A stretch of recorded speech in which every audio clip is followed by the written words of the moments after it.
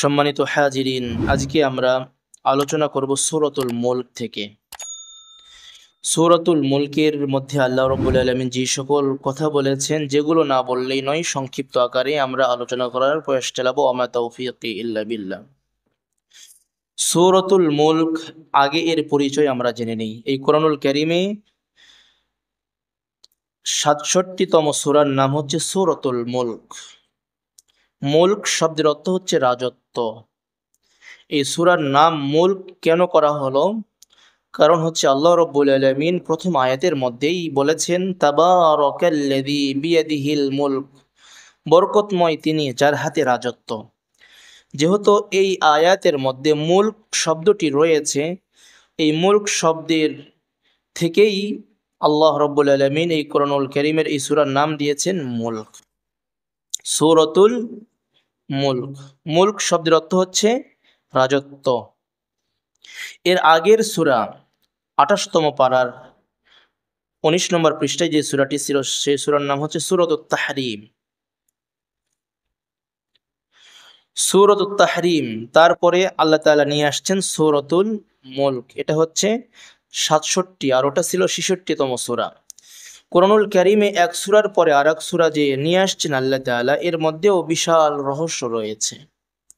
তো এটার রহস্য কি, যে আগে সূরা তাহরিম তারপরে সূরা মুলক কেন নিয়ে আসলেন?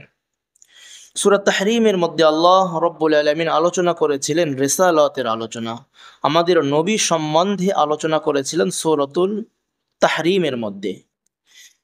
রিসালাতের পরে আসে তাওহীদ। আল্লাহ রাব্বুল আলামিন রিসালাত যেহেতু তার নবুয়ত স্বীকৃতি দিলেন, তারপরে আল্লাহ রাব্বুল আলামিন তার একত্ববাদ স্বীকার মানুষের সামনে প্রকাশ করছেন, মানুষ যেন স্বীকার করে, সেই জন্য আল্লাহ রাব্বুল আলামিন সেই একত্ববাদের কথা নিয়ে আসছেন সূরাতুল মুলকের মধ্যে। এই দৃষ্টিকোণ থেকে এর আগের সূরা এবং সূরা মুলকের সাথে একটি সামঞ্জস্য হয়ে যায়। আরেকটি বিষয় হচ্ছে সূরাতুত তাহরিমের মধ্যে আল্লাহ রাব্বুল আলামিন কিছু নারীর কথা আলোচনা করেছেন, যারা নেককার নারী ছিল, এবং কিছু বদকার নারীর কথাও আল্লাহ তাআলা আলোচনা করেছেন সূরাতুত তাহরিমের মধ্যে, সরাসরি আলোচনা করেছেন।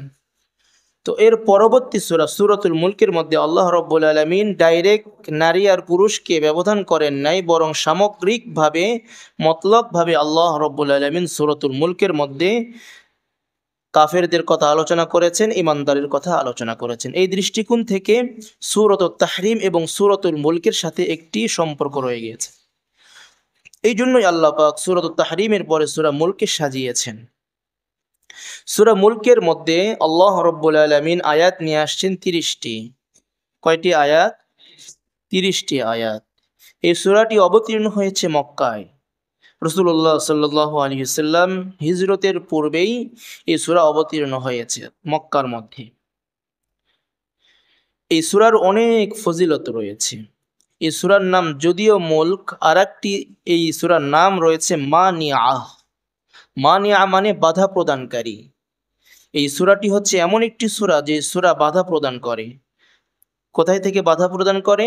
আল্লাহ রাব্বুল আলামিন যখন মানুষের মৃত্যু হবে, কবর জগতে যাবে, কবরের আযাব থেকে এই সূরা নিষ্কৃতি দেয়, বাধা দেয়। বিধায় এই সূরার নাম হচ্ছে সূরাতুল মানিআহ। আরেকটি নাম রয়েছে সূরাতুল মুনজিয়া। এই সূরার আরেকটি নাম মুনজিয়া, মানে নাজাত দানকারী। ওটা বাধা প্রদানকারী, এটা নাজাত দানকারী। যেহেতু আল্লাহ রাব্বুল আলামিন মুমিন বান্দাকে জাহান্নামের আগুন থেকে বাঁচিয়ে দেন, কবরের শাস্তি থেকে বাঁচিয়ে দেন, এই সূরার মাধ্যমে এই সূরাকে সেই পাওয়ার আল্লাহ রাব্বুল আলামিন দিয়েছেন। এই জন্য এই সূরার আরেকটি নাম হচ্ছে সূরাতুল মুনজিয়া।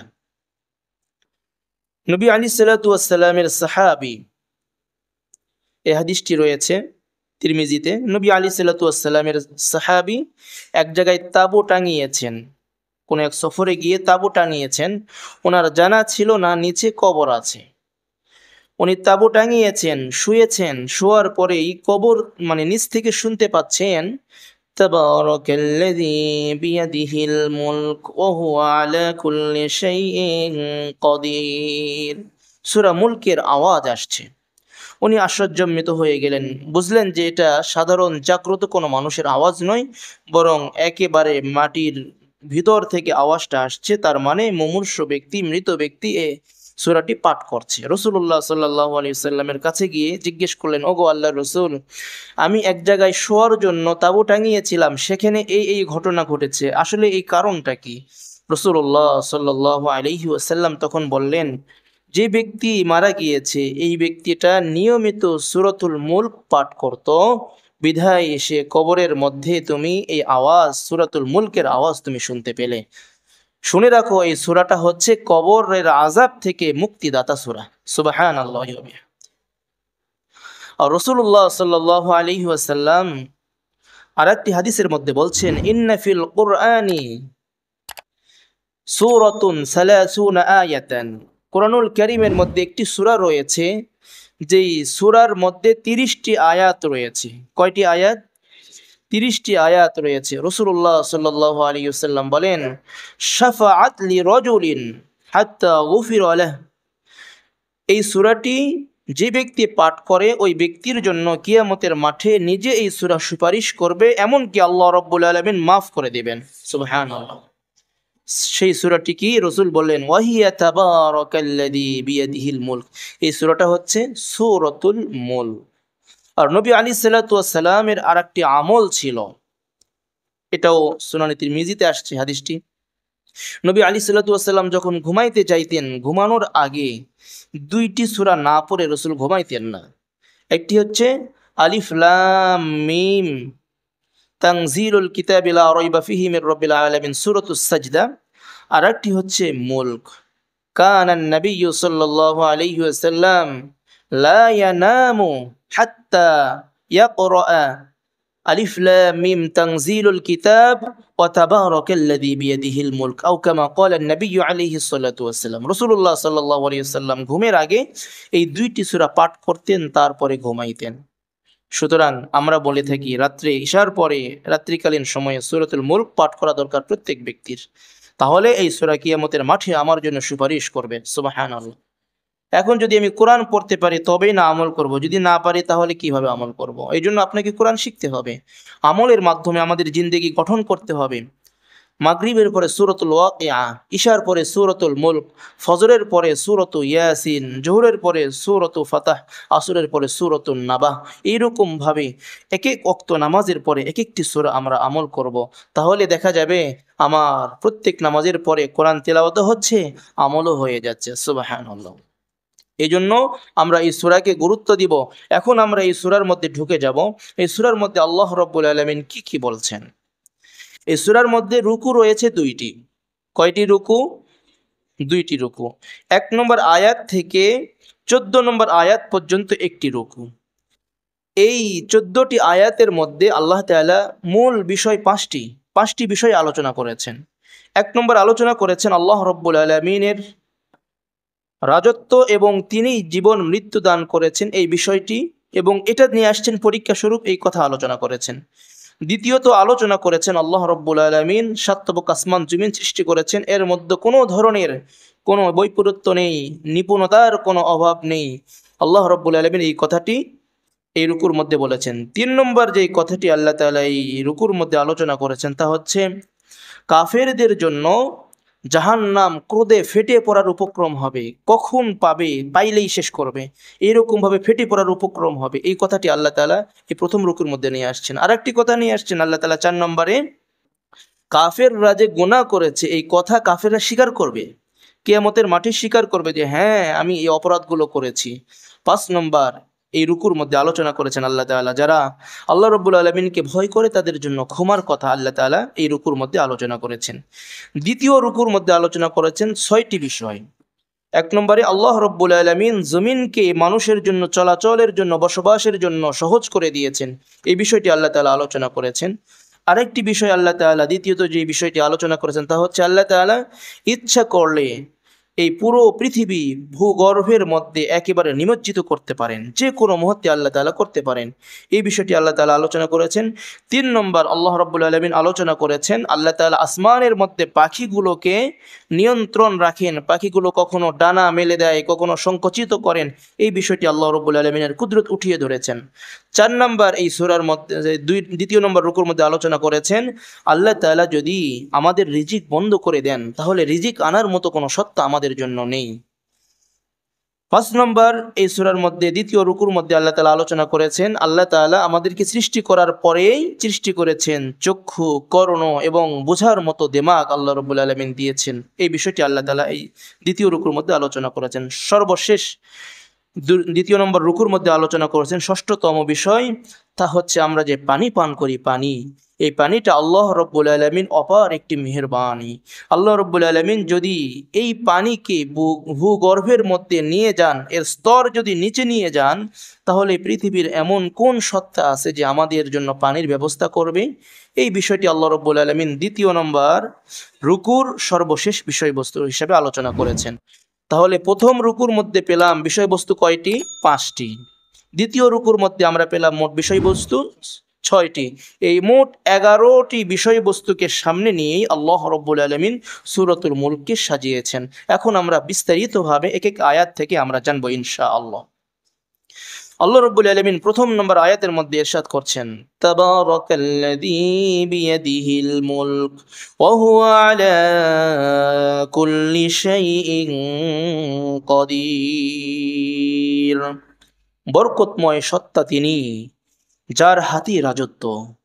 বরকতময় সত্তা তিনি। বরকত বলতে আল্লাহ রাব্বুল আলামিনের কাছেই রয়েছে সমস্ত বরকতের উপাদান। আল্লাহ রাব্বুল আলামিন মানুষকে যেই সকল উপাদান দিয়েছেন এটা আল্লাহ রাব্বুল আলামিনের পক্ষ থেকেই আসছে। এটা আল্লাহ রাব্বুল আলামিনের হাতে বলতে আল্লাহ রাব্বুল আলামিনের কুদরতে রয়েছে। আল্লাহ তাআলার হাত নেই। আমরা যেরকম আমাদের হাত রয়েছে, আল্লাহর হাত নেই। এটা আমাদের জানার বিষয় বা এটা আমাদের স্মরণ রাখতে হবে। কোরআনুল কারীমের বিভিন্ন স্থানে বিভিন্ন কথা বলা হয়েছে। কখনো আল্লাহ বলেছেন আমার হাত, কখনো আল্লাহ তাআলা বলেছেন বিভিন্ন অঙ্গ প্রত্যঙ্গের কথা আল্লাহ তাআলা বলেছেন।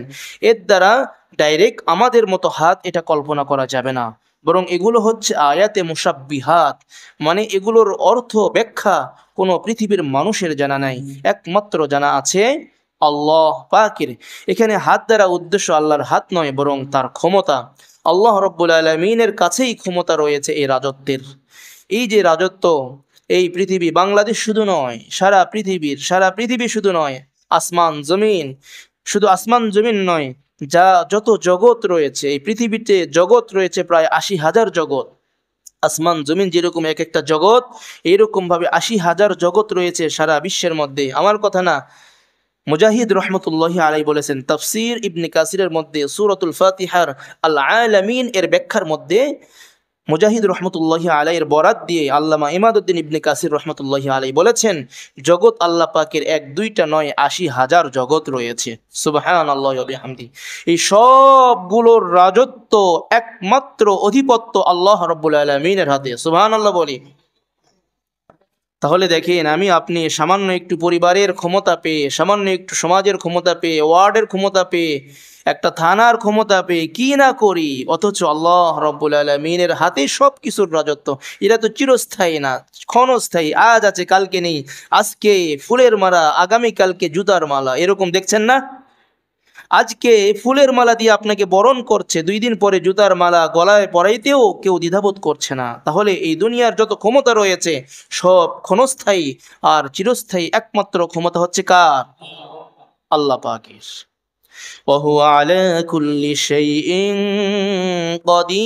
قدير।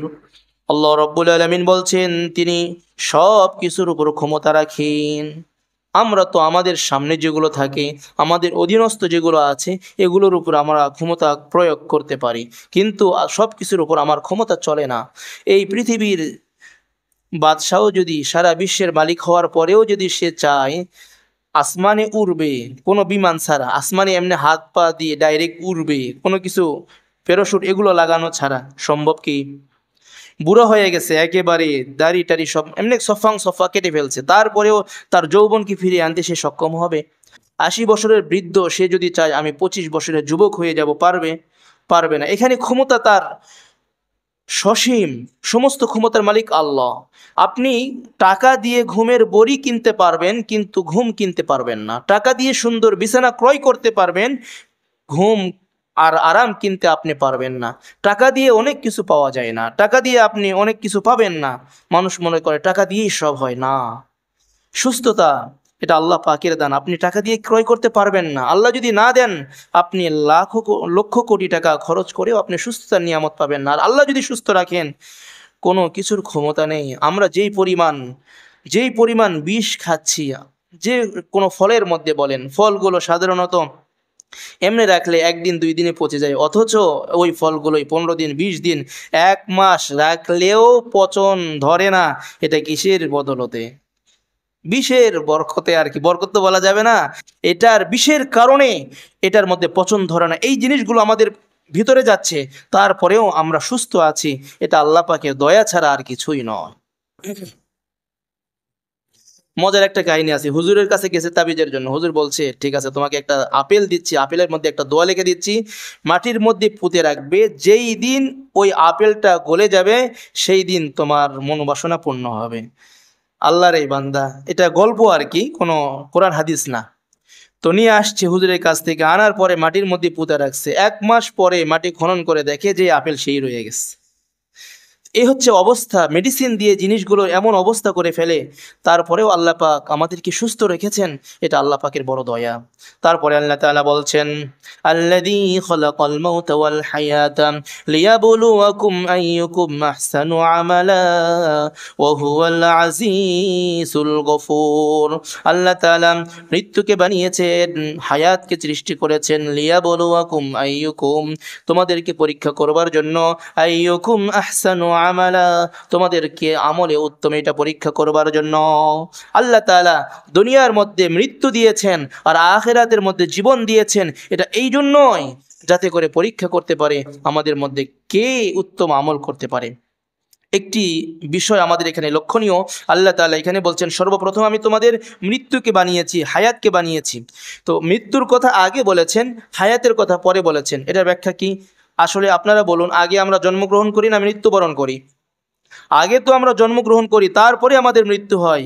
কিন্তু না, আমাদের আগে মৃত্যু ছিল, তারপরে আমাদের জীবনে আসছি, আবার আমাদের মৃত্যু হবে।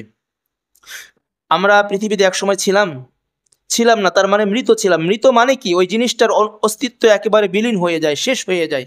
তার মানে আমরা দুনিয়াতে এখন অস্তিত্বে আছি, এর আগে কিন্তু আমরা অস্তিত্বে ছিলাম না।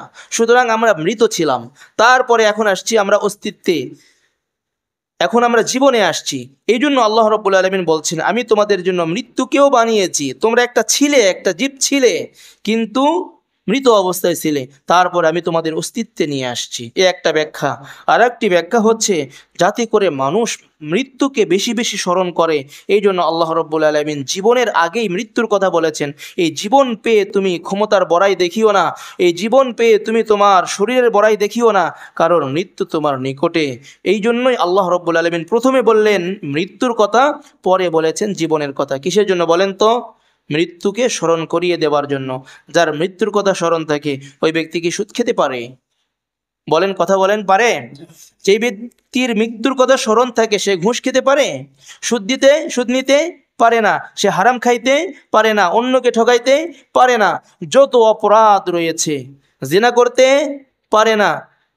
এই যে কয়েকদিন থেকে ভাইরাল বিষয় একটি, সেটা হচ্ছে কি, ব্রাহ্মণবাড়িয়াতে স্বামী বিদেশ থাকে, বিবি বাসায়, এইদিকে তার স্বামীর ছোট ভাইয়ের সাথে পরকীয়ার জেরে 9 বছরের মেয়েকে হত্যা করে মসজিদের ছাদের উপর রেখে দিয়েছে।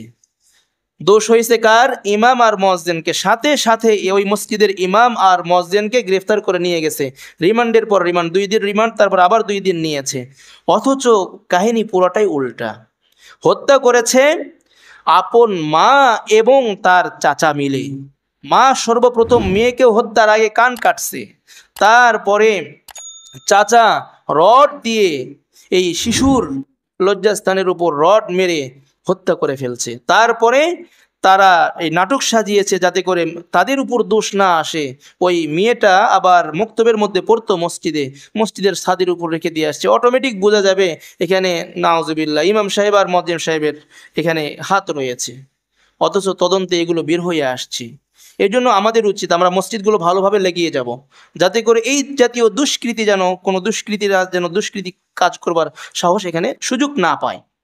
তো যাই হোক, এখানে যদি তার মধ্যে মৃত্যুর ভয় থাকতো, তার মায়ের মধ্যে আর চাচার মধ্যে মৃত্যুর ভয় থাকতো, তাহলে এই ধরনের নির্লজ্জ, এই ধরনের অমানবিক কাজ করার কি সামর্থ্য কখনো হইতো? কখনোই হইতো না। মৃত্যুর ভয় নাই, এই জন্য আমাদের মধ্যে মৃত্যুর ভয় ঢুকাইতে হবে। আল্লাহ তাআলা তৌফিক দান করুন। ওয়াহুয়াল আজিজুল গফুর। আল্লাহ তাআলা তারপরে বলছেন তিনি পরাক্রমশালী, গফুর, ক্ষমাশীল, দয়ালু। আল্লাহ রাব্বুল আলামিন দয়ালু। তারপরে আল্লাহ রাব্বুল আলামিন বলছেন আল্লাযী খালাকা সাবআ সামাওয়াতিন তিবাকা মা তারা ফী খালকির রাহমানি মিন তাফাউত ফারজি'ল বাসারা হাল তারা মিন ফুতুর। আল্লাহ তাআলা সাতবক আসমান বানিয়েছেন, আল্লাহ তাআলা সাতবক আসমান বানিয়েছেন। মা তারা ফী খালকির রাহমানি মিন তাফাউত, আল্লাহ রাব্বুল আলামিনের সৃষ্টির মধ্যে তুমি কোনো তারতম্য দেখবা না। এক আসমান একদিকে বেশি বের হয়ে গেছে, আর একদিকে কম, আর একদিকে পুরো বেশি, আর একদিকে পাতলা হয়ে গেছে, এইরকম তোমরা দেখবা না। আল্লাহ রাব্বুল আলামিন বলছেন ফারজি'ল বাসর, দৃষ্টি একটু দাও আসমানের দিকে, দেখো দেখি কোনো ত্রুটি পাও কিনা। তারপরে আল্লাহ তাআলা বলছেন হাল তারা মিন ফুতুর, তোমরা আসমানের দিকে দৃষ্টি দেওয়ার পরে কোনো ধরনের কোনো ত্রুটি চোখে পড়ে কিনা একটু অনুসন্ধান করে দেখো। তারপরে আল্লাহ আবারও বলছেন ফারজি'ল বাসর, একবার দেখে তো হবে না, তুমি আবার দেখো, আবার নজর ফিরাও। ফারজি'ল বাসরা কাররাতাইন, তুমি একবার দুইবার নয়, বারবার নজর দাও আসমানের দিকে আর দেখতে থাকো কোনো ত্রুটি পাও কিনা। তারপরে আল্লাহ আরো বলছেন ইয়া কালিবি ইলাইকাল বাসরু খাসিআন ওয়া হুয়া হাসির, তুমি বারবার নজর দিবা আসমানের দিকে, আসমানের দিকে নজর দেওয়ার পরে তুমি অনুসন্ধান করে দেখো, বারবার দেওয়ার পরেও তোমার চোখ ক্লান্ত হয়ে পড়বে, তুমি ক্লান্ত হয়ে পড়বে, তারপরেও আল্লাহ রাব্বুল আলামিনের সৃষ্টির মধ্যে কোনো সামান্য পরিমাণ তফাৎ পাবা না। সুবহানাল্লাহ। সৃষ্টিও করেছেন আল্লাহ, এর চ্যালেঞ্জও করছেন আল্লাহ, আমার সৃষ্টির মধ্যে তোমরা সামান্য পরিমাণ ত্রুটি ধরতে পারবে না, তোমাদের ধরার সক্ষমতা নেই। তারপর আল্লাহ তাআলা বলছেন আমি শুধু এটা সৃষ্টি করছি তা না, বরং এটা দেখতে যেন একটু সুন্দর লাগে, এর মধ্যে রং লাগিয়েছি, এর মধ্যে প্রদীপ লাগিয়েছি, যাতে করে দেখতে একটু সুন্দর লাগে। সুবহানাল্লাহ, কত সুন্দর করে আল্লাহ তাআলা চাঁদ ফিট করে দিয়েছেন। আল্লাহ রাব্বুল আলামিন আল্লাহ তাআলা সূর্য ফিট করেছেন, তারপরে তারকারাজি ফিট করে দিয়েছেন। ওই কথাটি আল্লাহ তাআলা বলছেন ওয়ালাকাদ যায়্যানাস সামাআদ দুনিয়া বিমাসাবিহা ওয়াজআলনাহা রুজুমান লিশ-শায়াতিন ওয়া আ'তাদনা লাহুম আযাবাস সাঈর। আমি দুনিয়ার আসমানকে করেছি সুশোভিত বাতি দ্বারা আমি সুশোভিত করেছি। বাতি বলতে এখানে তারকারাজি দ্বারা আমি আসমানকে সুশোভিত করেছি। তারকারাজি আমরা দেখতে পাই ছোট্ট ছোট্ট তারকা, কিন্তু আসলে কি এটা ছোট? না না না, অনেক বড়, অনেক অনেক বড়। ওয়াজআলনাহা রুজুমান লিশ-শায়াতিন, শুধু এটাকে সুশোভিত করেছি তা নয়, এটাকে সৌন্দর্য বানাচ্ছি তা নয়, বরং আমি শয়তানের জন্য এটাকে উল্কাপিণ্ড রূপে ব্যবহার করি। কি পিণ্ড রূপে? উল্কাপিণ্ড। এটা কেন ব্যবহার করেন?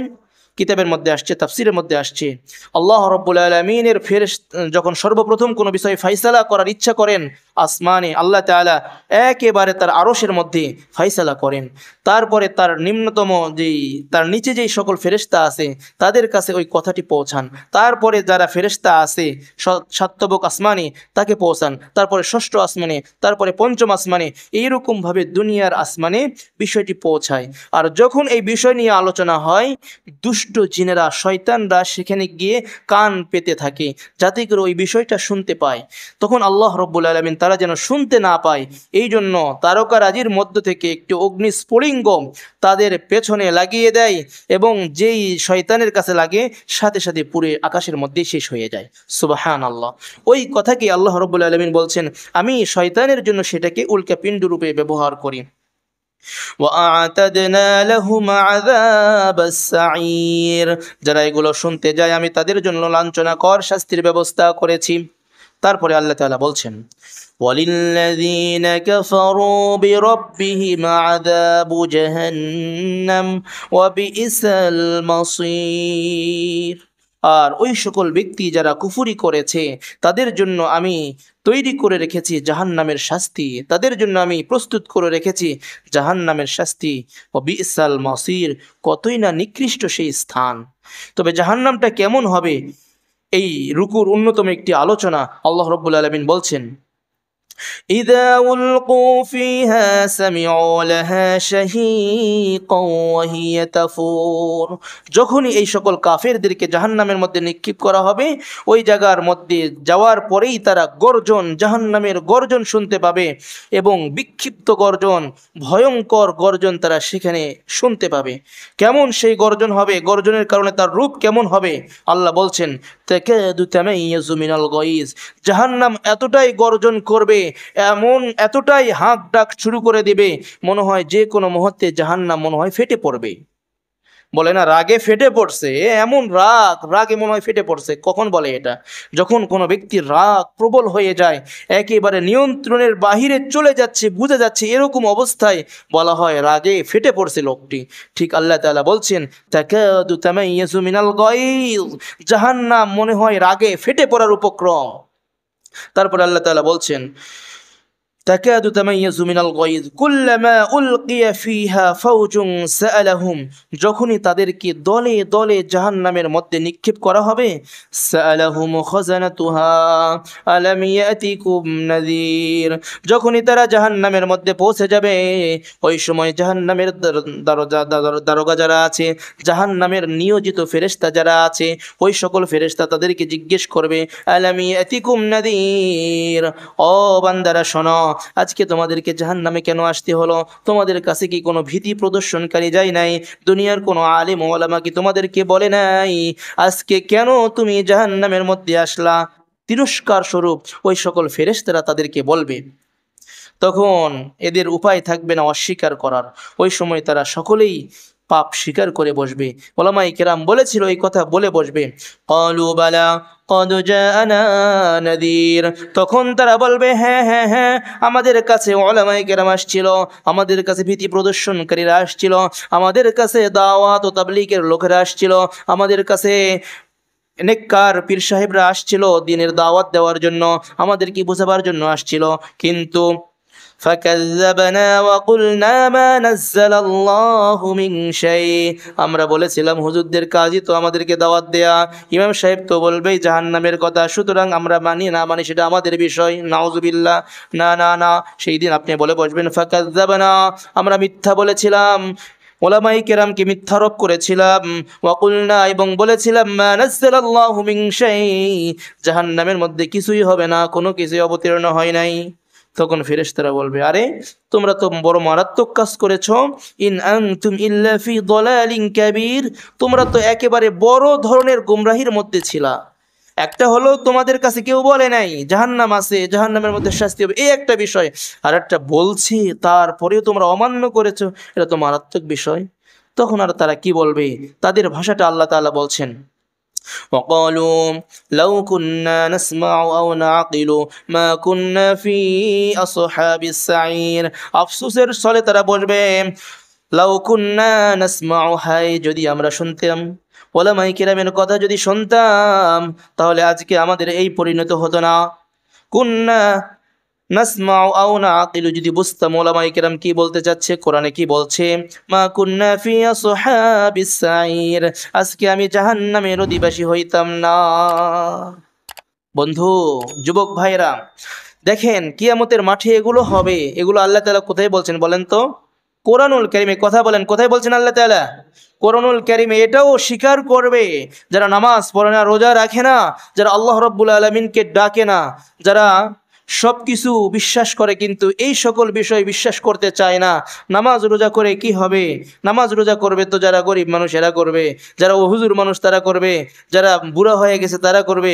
যুবকদের কি নামাজ পড়ার প্রয়োজন আছে? আমাদের শরীর এখনো স্ট্রং রয়েছে। অযুবক ভাই, আপনি কোথায় গ্যারান্টি পাইলেন আপনি বেঁচে থাকবেন? আপনি বৃদ্ধ হবেন না, এর আগে আপনার দুনিয়ার হায়াত শেষ হয়ে যাবে, এই কথা তো আপনার জানা নাই।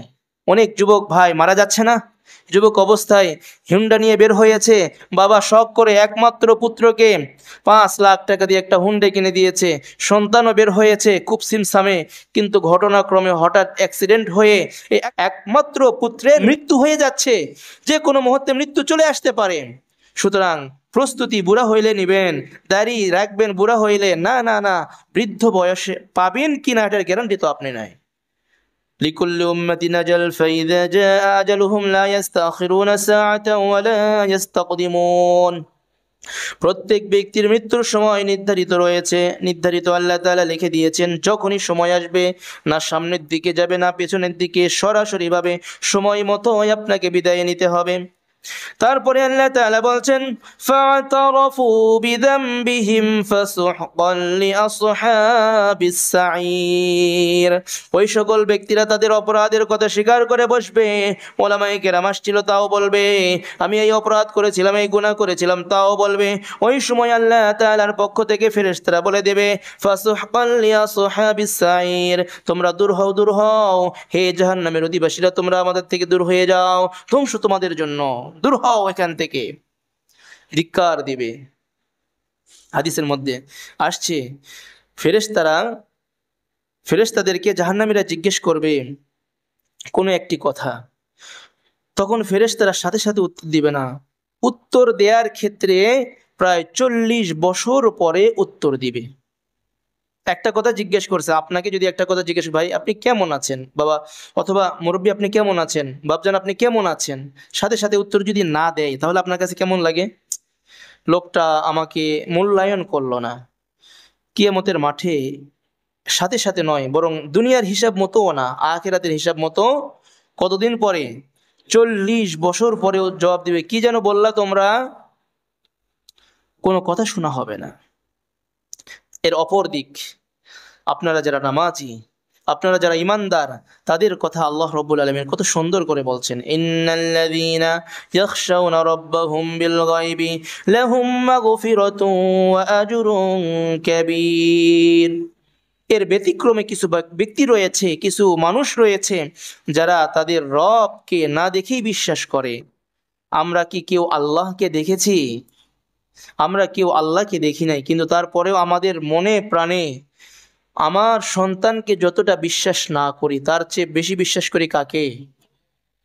আমার রাসূলকে, আমার আল্লাহকে, আমার সন্তানের চেয়ে, আমার বিবির চেয়ে, আমার বাবার চেয়ে সবচেয়ে বেশি বিশ্বাস করি কাকে? আল্লাহ পাককে, রাসূলুল্লাহ সাল্লাল্লাহু আলাইহি ওয়াসাল্লামকে। এটাই হচ্ছে আপনার আমার ইমানের পাওয়ার, এটাই হচ্ছে আমাদের পুঁজি। যারা বলে দেখি না, বিশ্বাস করি না, এদের কথা না, এটা হচ্ছে ইমানদারদের কথা। আমরা না দেখেই আল্লাহ তাআলাকে বিশ্বাস করি, এটাকেই বলা হয় বিশ্বাস। আর দেখে যে জিনিসটা বিশ্বাস করে ওইটাকে বিশ্বাস বলে না। তারপরে আল্লাহ বলছেন যারা এইরূপ করবে, লাহুম মাগফিরাতুন ওয়া আজরুন কাবীর। কিয়ামতের এই কঠিন ময়দানে আল্লাহ রাব্বুল আলামিন এই সকল ব্যক্তির ছোট ছোট গুনাহ থাকলেও, ছোট ছোট ছগিরা গুনাহ থাকলেও আল্লাহ রাব্বুল আলামিন ওই সকল ব্যক্তিকে ক্ষমার ঘোষণা করে দেবেন। সুবহানাল্লাহ। এটা আমাদের জন্য বড় পাওয়ার বিষয় যে আমরা ঈমান নিয়ে আসছি, আল্লাহকে না দেখে ভয় করছি, আল্লাহর কাছে আশা রাখি আল্লাহ তাআলা আমাকে ক্ষমা করে দিবেন। আরেকটি বিষয়, ও আজরুন কাবীর, আল্লাহ রাব্বুল আলামিন আমাকে, আমরা যে অনেকেই 10টার সময় মসজিদে আসছি, এটা কিসের জন্য? আল্লাহ পাকের সন্তুষ্টির জন্য না? অনেকেই 10টার সময় আসেন, 9:30টার দিকে চলে আসেন, কেউ 11টার দিকে চলে আসেন। আগে আগে মসজিদে এসে কেউ সালাত ও তাসবিহ পড়ছেন, কেউ কোরআনে কারীম তেলাওয়াত করছেন। এটা তো আল্লাহ রাব্বুল আলামিনের কাছে সওয়াবের আশায়। তো আল্লাহ বলছেন ওয়া আজরুন কাবীর, আমি সেই দিন কিয়ামতের মাঠে আমি তাকে যেই পরিমাণ করছে সেই পরিমাণ নয়, বরং এর চেয়ে বহু গুণে আমার যে শান রয়েছে, শান মান অনুযায়ী তাকে আমি উত্তম বিনিময় বদলা দান করব। সুবহানাল্লাহি ওয়া বিহামদিহি। সুতরাং এই জন্য এখন যারা আমরা মসজিদে আগে আসছি, যারা কোরআনে কারীম তেলাওয়াত করছি, নামাজ পড়ছি, আমাদের জন্য অত্যন্ত খুশনসিব, আমাদের জন্য এটা অত্যন্ত বড় পাওয়া যে আল্লাহ তাআলা আমাকে তৌফিক দান করছেন। এটা বড় বিষয় যে আমি করছি এটা না, বরং আল্লাহ তাআলা আমাকে তৌফিক দান করছেন। আমার মতো ব্যক্তি আরও আছে, কিন্তু তাদের সৌভাগ্য হচ্ছে না মসজিদে আগে আসার, মসজিদে 5 ওয়াক্ত নামাজ পড়ার, ইমামের পেছনে তাকবীর উলার সাথে নামাজ আদায় করার সৌভাগ্য হচ্ছে না। আল্লাহ তাআলা আমাকে সৌভাগ্য করে দিচ্ছেন, এটা শুকরের বিষয়।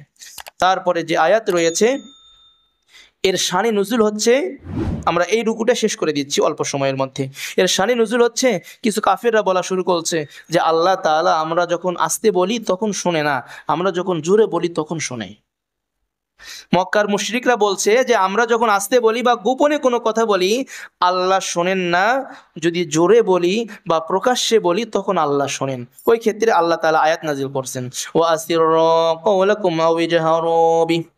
আল্লাহ তাআলা বলছেন তোমরা গোপনে আলাপ করো অথবা উচ্চ আওয়াজে আলাপ করো, প্রকাশ্যে আলাপ করো অথবা গোপনে আলাপ করো, আল্লাহ রাব্বুল আলামিন জানেন। শুধু তাই নয়, ইন্নাহু আলিমুম বিযাতিস সুদূর। তোমরা যেখানে আলোচনা করো তোমাদের অন্তর তো লুকায়িত থাকে, তোমাদের অন্তর লুকায়িত অন্তরের মধ্যে কি কি কল্পনা আসে, কি কি জল্পনা আসে, কি কি করার ইরাদা থাকে, ইচ্ছা থাকে, আমি রব্বুল আলামিন সব কিছু সম্পর্কে জানি। সুবহানাল্লাহ। প্রকাশ্যে আর গোপনে তো দূরের কথা, আর আমি তোমাদের অন্তরের খবরও জানি। সুতরাং তোমরা কিছু বলার থেকে অথবা কিছু করার থেকে হেফাজত থাকো, বিরত থাকো। আলা ইয়ালামু মান খালাক, আল্লাহ বলছেন কেন তিনি জানবেন না? আলা, শুনে রাখো, ইয়ালামু মান খালাক, যিনি সৃষ্টি করেছেন তিনি জানবেন না? এটা কেমন হয়? যিনি মোবাইল ফোন আবিষ্কার করেছে উনি মোবাইল ফোনের মধ্যে কি কি সফটওয়্যার আছে, কি কি ধরনের অপশন আছে, এগুলো ওনার জানা নেই? অবশ্যই আছে। কম্পিউটার যিনি আবিষ্কার করেছেন এর লিমিট কতটুকু এটা তার জানা আছে না? অবশ্যই জানা আছে। তারপর আল্লাহ বলছেন জানবে না কেন?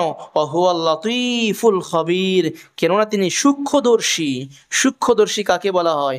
সূক্ষ্মদর্শীর তাফসীর করা হয়েছে যে সমুদ্রের তলদেশে কালো পাথর, কালো পাথরের মধ্যে কালো পিপিলিকা, এই কালো পিপিলিকা হেঁটে যায়, তার শ্রবণ, তার হেঁটে যাওয়ার আওয়াজও আল্লাহ শুনতে পান, তার হেঁটে যাওয়ার যেই পায়ের পাগুলো এগুলো আল্লাহ তাআলা দেখতে পান। ওই পিপিলিকা সম্বন্ধে সম্পূর্ণ আল্লাহ রাব্বুল আলামিন অবগত আছেন।